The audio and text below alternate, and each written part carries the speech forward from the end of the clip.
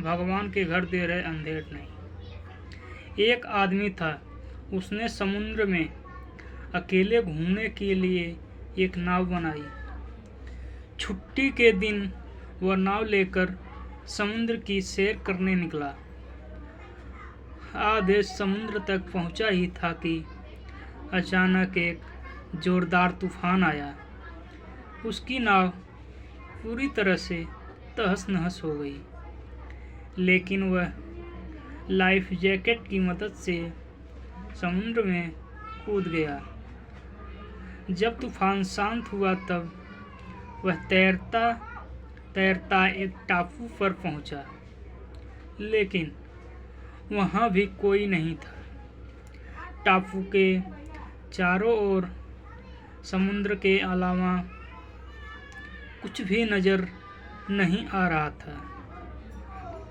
उस आदमी ने सोचा कि जब मैंने पूरी जिंदगी में किसी का कभी भी बुरा नहीं किया, तो मेरे साथ ऐसा क्यों हुआ।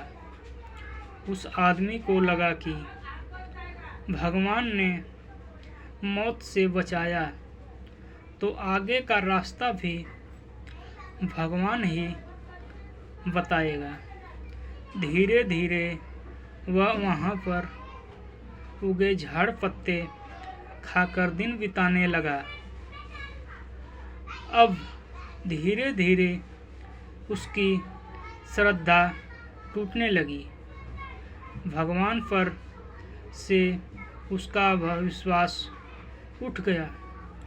उसको लगा कि इस दुनिया में भगवान है ही नहीं। फिर उसने सोचा कि अब पूरी जिंदगी यहीं इसी टापू पर ही बितानी है, तो क्यों ना एक झोपड़ी बना लूं।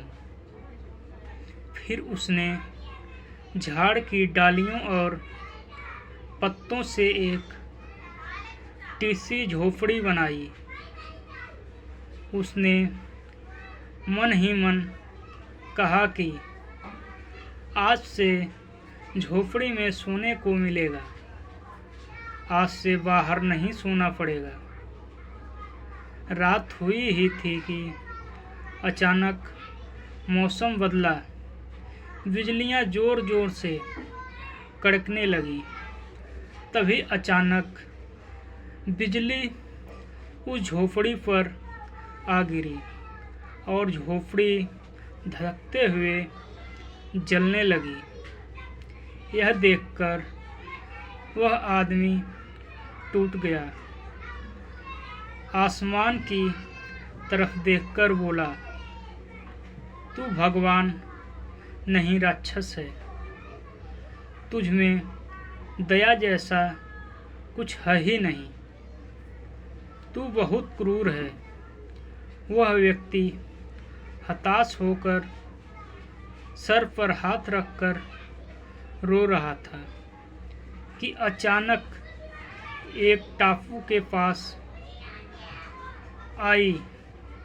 नाव से उतरकर दो आदमी बाहर आए और बोले कि हम तुम्हें बचाने आए हैं। दूर से इस वीरान टापू में जलता हुआ झोपड़ा देखा तो लगा कि कोई उस टापू पर मुसीबत में है।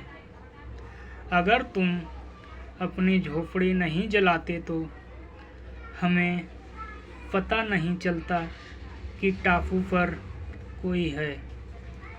उस आदमी की आंखों में आंसू गिरने लगे।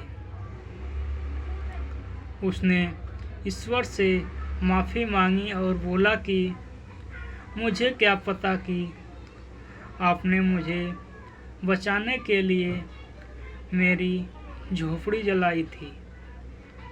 कथा सार: दिन चाहे सुख के हों या दुख के, भगवान अपने भक्तों के साथ हमेशा रहते हैं।